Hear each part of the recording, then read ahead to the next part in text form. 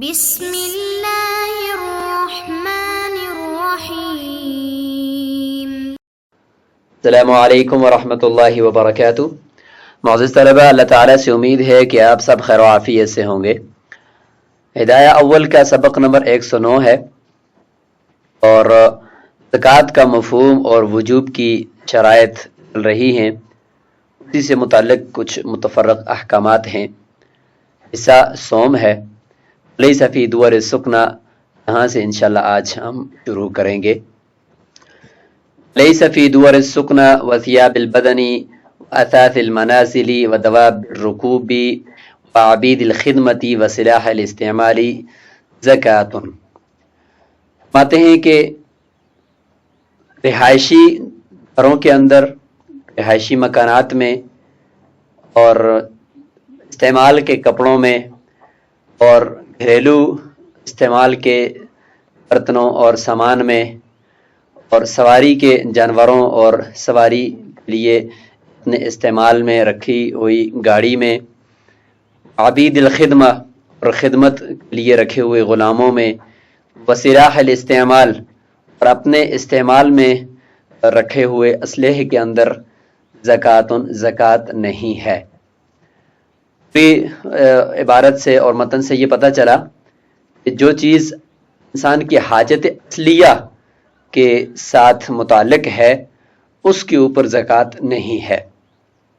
اور جو چیز حاجت اصلیہ کے ساتھ متعلق ہے اور نامی نہیں ہے، یعنی وہ چیز بڑھتی نہیں ہے، اس کے اندر بڑھوتری نہیں ہوتی، تو اس کے اندر زکوٰۃ نہیں ہے۔ انہا مشغورۃ بالحاجت الاصلیہ، اس لیے کہ یہ جتنی بھی چیزیں ہیں یہ انسان کی حاجت اصلیہ کے ساتھ مشغول ہیں۔ حاجت اصلیہ جس سے انسان کی حیات اور زندگی کی بقا ہے، اس کے بغیر انسان رہ نہیں سکتا، تو وہ حاجت اصلیہ کہلاتی ہیں۔ تو یہ چیزیں حاجت اصلیہ کے ساتھ متعلق ہیں، اور ساتھ ساتھ دوسری چیز بھی زکوٰۃ سے معنی ہے کہ نامی نہیں ہے، لیست بنامیۃ ایضا، کہ یہ چیزیں بڑھتی نہیں ہیں، ان کے اندر کوئی ترقی نہیں ہوتی، جو کی تو ہی ہوتی ہیں اور انسان اس کو استعمال کرتا رہتا ہے۔ کیونکہ بڑھوتری جو ہوتی ہے وہ تجارت کی طور پر ہوتی ہے، کہ کوئی تجارت کا مال ہو تو اس میں بڑھوتری ہوتی رہتی ہے، یا پھر ہے کہ پیدائشی طور پر خلقتاً اس چیز کے اندر بڑھوتری کی اہلیت ہوتی ہے، جیسے کہ سونا اور چاندی، تو ان کی ریٹ بڑھتی رہتی ہے۔ تو یہ دو چیزیں ہوتی ہیں، تو یہ ان دونوں میں سے کوئی بھی چیز نہیں ہے۔ علی ھذا، اسی مسئلے کے اوپر اور اسی علت کے ساتھ کتب العلم لأہلہا، تو دینی کتب ہوتی ہیں یا دنیاوی کتب، علوم کی کتب ہوں، لیکن لأہلہا، اہل علم کی جو کتب ہیں وہ بھی حاجت اصلیہ کے اندر ہیں، تجارت کے لیے نہیں ہیں اور مال نامی نہیں ہے، لہذا ان کے اندر بھی زکوٰۃ نہیں ہے۔ لأہلہا کی قید اتفاقی ہے، اہل کے پاس بھی اگر کتب ہوں لیکن تجارت کے لیے نہ ہوں تو ان کے اندر بھی زکوٰۃ نہیں ہے۔ آلات المحترفین، اور شور لوگوں کے پاس جو آلات ہوتے ہیں ان کے کام کرنے کے، بڑھئی کے پاس جو ہوتے ہیں، اسی طریقے سے دوسرے کام جو مکان بنانے والوں کے پاس جو ہتھیار ہوتے ہیں، تو ان کے آلات کے اندر بھی زکوٰۃ نہیں ہے، لما قلنا، جیسے کہ ہم نے کہا کہ یہ مال نامی نہیں ہے۔ اس سے مراد وہ والے آلات ہیں کہ جن کو باقی رکھتے ہوئے انسان ان سے کام کرتا ہے اور مزدوری کرتا ہے، اور ان کا اثر وہ ان کے کام کے اندر نظر نہیں آتا، جیسے کہ مثال کے طور پر بیلچا ہے اور کدال ہے، یا اسی طریقے سے آری ہے، اور یہ چیزیں ہیں۔ اور ایک وہ ہوتا ہے کہ جس کو باقی رکھے بغیر ان آلات کو خود استعمال کر کے، اور وہ آلات بھی مزدوری کے دوران ساتھ ساتھ وہ صرف ہو جاتے ہیں، ختم ہو جاتے ہیں، اور ان کو صرف کیے بغیر، خرچ کیے بغیر وہ مزدوری ہوتی نہیں ہے، تو ان کے اندر پھر زکوٰۃ ہوگی۔ جیسے کہ رنگ کپڑوں کو کلر کرنے والا، اس نے اپنا کلر خریدا اور وہ کپڑوں کو کلر کرتا ہے اور مزدوری کرتا ہے، تو ساتھ ساتھ وہ اپنا جو کلر ہے، جو آلہ مزدوری کا، اس کو استعمال کر رہا ہے، اور اسی کے عوض میں وہ پیسے لے رہا ہے، تو گویا کہ یہ اس کا آلہ خود یوز ہو رہا ہے اور اس کے عوض میں پیسے مل رہے ہیں، تو لہٰذا اس میں اس رنگ کی جتنی بھی قیمت بنتی ہے اور دوسری جو اس کا اموال زکوٰۃ ہے اس کے ساتھ مل کر اس کی بھی زکوٰۃ دینی پڑے گی۔ وَمَن لَهُ عَلَى آخَرَ دِينٌ فَجَحَدَهُ سِنِينَ ثُمَّ قَامَتْ لَهُ بَيِّنَةٌ لَمْ يُزَكِّهِ لِمَا مَضَىٰ۔ اس سے پہلے تو یہ تھا کہ کس شخص کے اوپر زکوٰۃ لازم ہے اور کس شخص پر زکوٰۃ لازم نہیں ہے، اور اب یہاں سے آگے کہ کن کن مالوں پر زکوٰۃ لازم ہے، یعنی دین کی جو بات ہے وہ یہاں سے ذکر ہو رہی ہے کہ کس دین کے اوپر، یعنی ایک بندے کا دوسرے کے اوپر قرض ہے تو اس قرض کے اوپر زکوٰۃ کب لازم ہوگی، تو اس کا اصول بتا رہے ہیں کہ ہر وہ دین کہ جس کا، یا ہر وہ دین یا ہر وہ مال کہ جو انسان کے، جس کا انسان کے قبضے کے اندر آنا اور اس کی ملکیت میں آنا ممکن ہے، تو اس مال کے اوپر اگرچہ اس وقت اس کی ملکیت میں نہیں ہے زکوٰۃ لازم ہے، لیکن کب لازم ہوگی؟ جب وہ اس کی ملکیت میں آئے گا تو پھر اس کو پچھلے سالوں کی زکوٰۃ بھی ساتھ دینی پڑے گی۔ اس کے برعکس اگر ایسا ہوا کہ وہ دین یا وہ چیز اس کی، وہ مال وہ اس کے ہاتھ سے چلا گیا ہے اور اب اس کا واپس آنا ممکن نہیں ہے، بظاہر کوئی اسباب نہیں لگ رہے اس کے واپس آنے کے، تو اس مال کے اوپر جب وہ مل گیا تو پھر اس کے بعد کی زکوٰۃ تو ہوگی، لیکن جب تک اس کے پاس نہیں ہے تو گزشتہ ان سالوں کی زکوٰۃ اس کے اوپر لازم نہیں ہے۔ اسی کو مال زمار بھی کہتے ہیں، مال جو غائب ہو گیا اور جس کے واپسی کی کوئی امید نہ ہو۔ اس میں ائمہ کے اقوال بھی دیکھتے ہیں، فرمایا کہ اگر کسی کا دوسرے کے اوپر قرض ہو اور جس کے اوپر قرض ہے اس مقروض نے کئی سالوں تک اس کا انکار کیے رکھا، تو گویا کہ ملنے کی امید نہیں ہے، اس نے انکار کر دی کہ بھئی میرے پاس تو اس کا کوئی بھی مال نہیں ہے، انکار کیے رکھا، تو ملنے کی امید نہیں تھی۔ ثم قامت لہ بینہ، پھر اس قرض دینے والے کے لیے بینہ قائم ہو گیا۔ بینہ کس طور پر قائم ہوا؟ کہ اگر پہلے سے بینہ گواہ موجود تھے پھر تو پہلے دن سے یہ زکوٰۃ لازم ہے اس قرضے کی، قرض کے مالک کے اوپر۔ یہاں پہ قرض کے دینے والے کا بینہ کیسے قائم ہوا وہ آگے شرح کے اندر آ رہا ہے۔ فرماتے ہیں کہ لم یزکہ لما مضی، گزشتہ سالوں کی جتنے سالوں میں اس کے پاس یہ مال نہیں تھا اور مقروض نے انکار کیے رکھا، ان سالوں کی زکوٰۃ اس نے نہیں دینی۔ معنی ہو ثم قامت لہ بینۃ کا معنی بتا رہے ہیں، صارت لہ بینہ، اس کے لیے بینہ ہو گیا، پہلے نہیں تھا، ابھی ایک بینہ ہوا، وہ کیا؟ یعنی ابھی ایک چیز گواہ بن گئی، وہ کیا؟ ان اقر عند الناس، اسی مقروض نے کئی سالوں کے بعد خود قرضے کا اقرار کر دیا لوگوں کے سامنے۔ وہی مسئلۃ مال الزمار، ہی زمار کا مسئلہ ہے، اس کو مال الزمار کہتے ہیں۔ ازمار تھا، ازمار کا معنی پوشیدہ، تو یہ مال جو پوشیدہ ہو گیا، ملکیت سے نکل گیا اور اس کے ملنے کی امید نہیں ہے تو اس کی گزشتہ سالوں کی زکوٰۃ نہیں ہوگی، اگر مل گیا تو اس کے بعد سال پورا ہونے کے بعد زکوٰۃ ہوگی۔ تو یہاں پر بھی یہ اسی طریقے سے ہے۔ وفیہ خلاف ظفر و شافعی رحمہم اللہ، اس مسئلے میں امام ظفر اور امام شافعی رحمہم اللہ کا اختلاف ہے۔ اختلاف کا خلاصہ ذکر کرتے ہیں، آگے بہت سارے اموال اور بھی ذکر کیے جا رہے ہیں اسی مال زمار کی اقسام میں۔ امام ظفر اور امام شافعی رحمہ اللہ فرماتے ہیں کہ گزشتہ سالوں کی زکوٰۃ بھی اس مال کے اوپر ہوگی، جو مال ملنے کی امید نہیں تھی، مال زمار تھا، اور جب ملا کئی سالوں کے بعد تو پچھلے جتنے سالوں تک وہ غائب تھا ان سالوں کی زکوٰۃ بھی دینی پڑے گی۔ جبکہ احناف فرماتے ہیں کہ گزشتہ سالوں کی زکوٰۃ اس کے اوپر لازم نہیں ہے، کیونکہ اس کے ملنے کی امید ہی نہیں تھی، جب مل گیا تو اس کے بعد اس کا سال شمار ہوگا۔ من جملته المال المفقود والآبق والضال والمغصوب اذا لم يكن عليه بینہ، یہی مال زمار ہے، انہی کی اقسام میں سے ایک مال وہ بھی ہے مفقود جو گم ہو گیا، اس کے ملنے کی کوئی امید نہیں ہے، आबिक और गुलाम था भगोड़ा भाग गया, उसके वापस आने की कोई उम्मीद नहीं है। वज़ाल इसी तरीके से गुमराह हो गया और गुम हो गया। मगसूब और वो माल या वो गुलाम जिसको गसब करके डाकू आकर छीन कर ले गए। ला लम यकुन अलैहि बय्यिना, शर्त है कि उसके ऊपर कोई बय्यिना और गवाह भी नहीं है मालिक के पास। अगर गवाह हैं तो फिर तो पहले दिन से ही ज़कात लाज़िम होगी, क्योंकि इसके माल के मिलने की उम्मीद मौजूद है कि फलां आदमी ने इसका माल गसब किया, तो उस बंदे से लेना फिर मुमकिन है। अगर बय्यिना नहीं है तो फिर मालिक नहीं ला सकता। माल साक़ित फिल बहर, अगली किस्म माल ज़मार की, वो माल जो समुंदर के अंदर गिर गया, अब उसके वापसी की कोई उम्मीद नहीं है। मदफून फिल मफाजा, जंगल के अंदर दफन किया हुआ माल।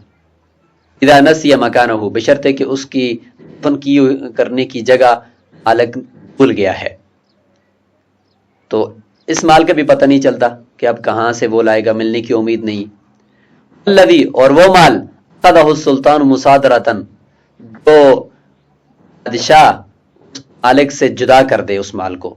किसी भी वजह से उस माल को सुल्तान ने उससे जुदा कर दिया। वजूब सदक़तुल फित्री बिसबबिल आबिक वज़्ज़ाल वल मग़सूब अला हाज़ल खिलाफ, यहाँ तक ये सारी अक़साम जिक्र कर दी माले ज़मार की जिसकी मिलने की कोई उम्मीद न हो, फिर कभी अगर वो मिल जाए तो गुज़श्ता सालों की ज़कात नहीं है। हनाफ के नज़दीक, खिलाफ इमाम ज़ुफ़र और इमाम शाफ़ी रहमतुल्लाह के, मानते हैं कि सदक़ा फ़ितर का जो वजूब है, गुलाम घोड़े गुलाम के जैसे या ज़ाल गुम हो जाने या गुमराह हो जाने वाले गुलाम की वजह से, मग़सूब या वो गुलाम गसब हो गया जो डाकू ने उसको लेकर चले गए, उसकी वजह से मालिक के ऊपर सदका फ़ितर वाजिब होगा या नहीं। अला हाज़ल खिलाफ, ये भी इसी इख्तिलाफ पर है कि अहनाफ के नज़दीक वाजिब नहीं होगा, इमाम ज़ुफ़र इमाम शाफ़ी के नज़दीक वाजिब होगा। अब इमाम ज़ुफ़र इमाम शाफ़ी रहमतुल्लाह की दलील है हुमा अन्न सबब क़द तहक़्क़क़, सबब जो था ज़कात के वाजिब होने का, निसाब बक़दर माल, वो तो साबित हो चुका कि निसाब के बक़दर माल इसके पास है। फ़वातुल यदी गैर मुख़िल्लिन बिल वजूब, लेकिन अब इस वक्त कब्ज़ा इसका फ़ौत हो चुका है, तो फरमाते हैं कि कब्ज़े का फ़ौत होना ये ज़कात के वाजिब होने में मुख़िल नहीं है, लिहाजा ज़कात वाजिब होगी। मिसाल क्या है, वो इमाम ज़ुफ़र और इमाम शाफ़ी रहमतुल्लाह के पास एक मसला है जिसके ऊपर ये क़यास करते हैं, जिसके अंदर वक्ती तौर पर कब्ज़ा नहीं है लेकिन मालिक हो जाने की वजह से ज़कात लाज़िम हो जाती है। माल इब्न सबील, जैसे कि मुसाफिर का माल है, खुद सफ़र में है, उसके पास कुछ भी नहीं है, वहाँ उसके इलाके के अंदर माल मौजूद है, तो उस माल की ज़कात उस मुसाफिर के ऊपर लाज़िम होती है।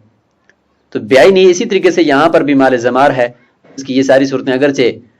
इस वक्त इसके कब्ज़े में नहीं है लेकिन मिल्कियत में है, लिहाजा गुज़श्ता सालों की ज़कात इसने देनी होगी, जब मिल गया उसके बाद भी ज़कात इसकी होगी। वलाना, हनाफ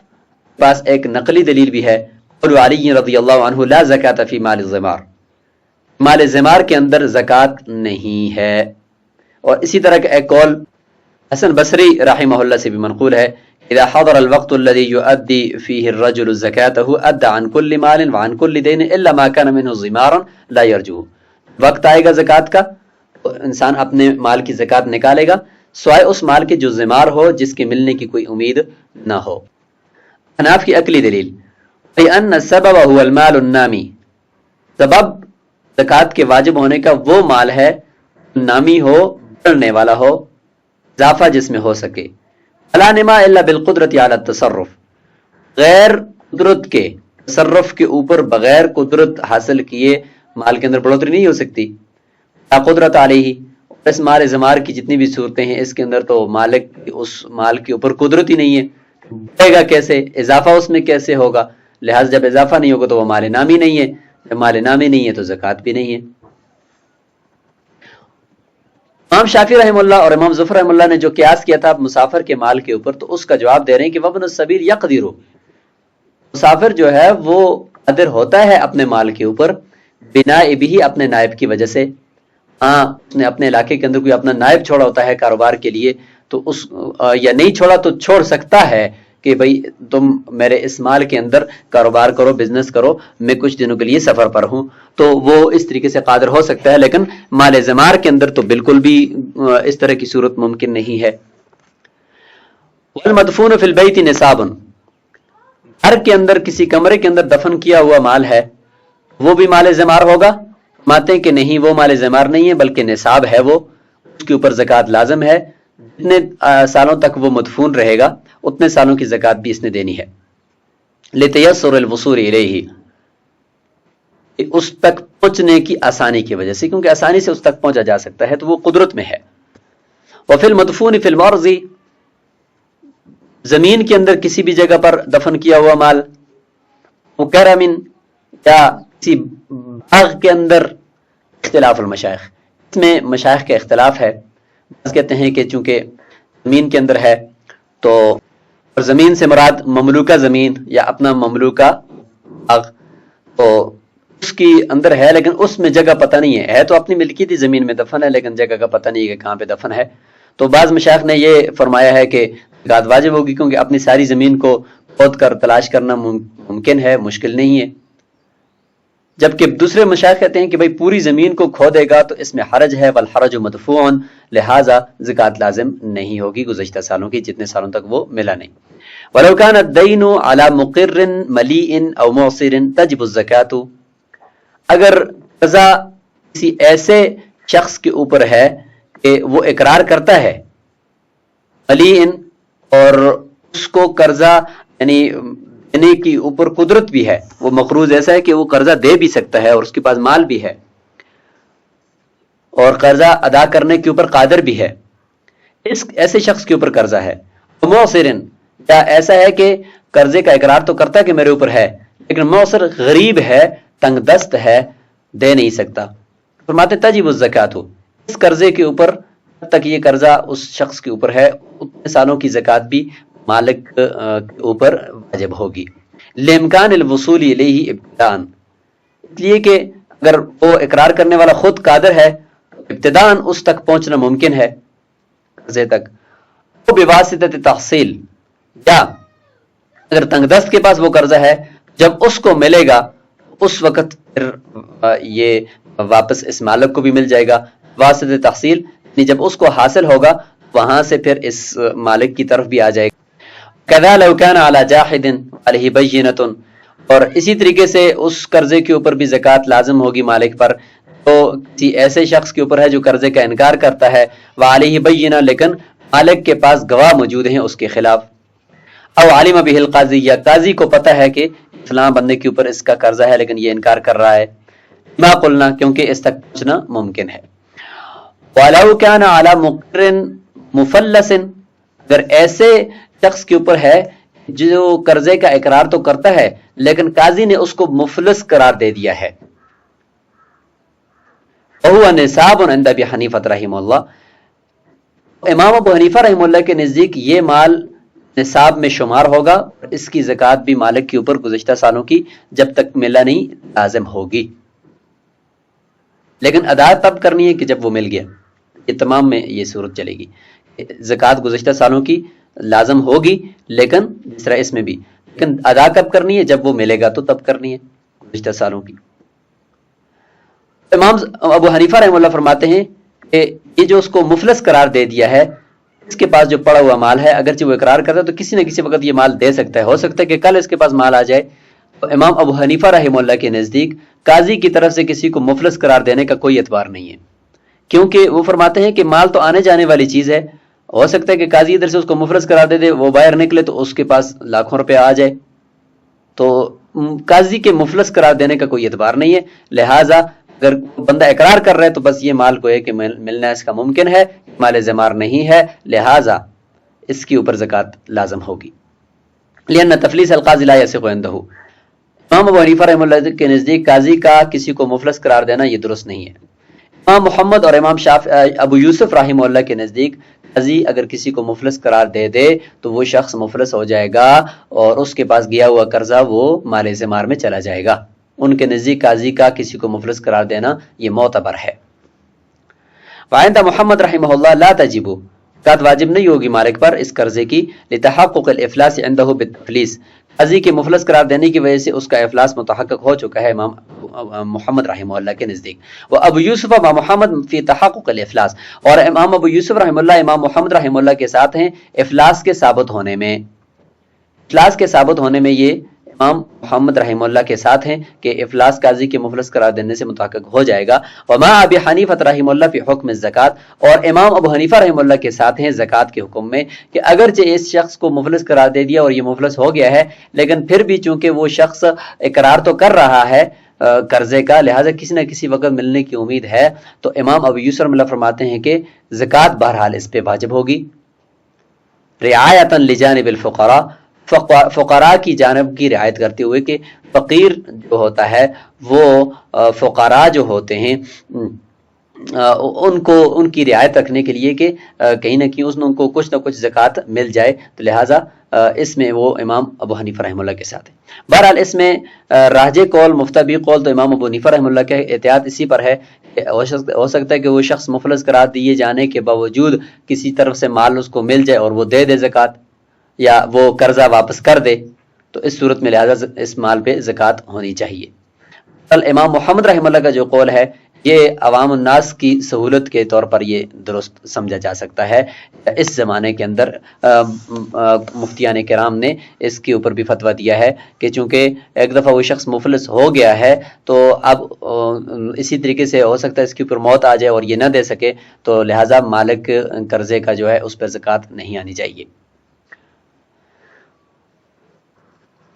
تو آج کے اس سبق کو یہاں پر روک لیتے ہیں. انشاءاللہ اگلے سبق کے اندر ہم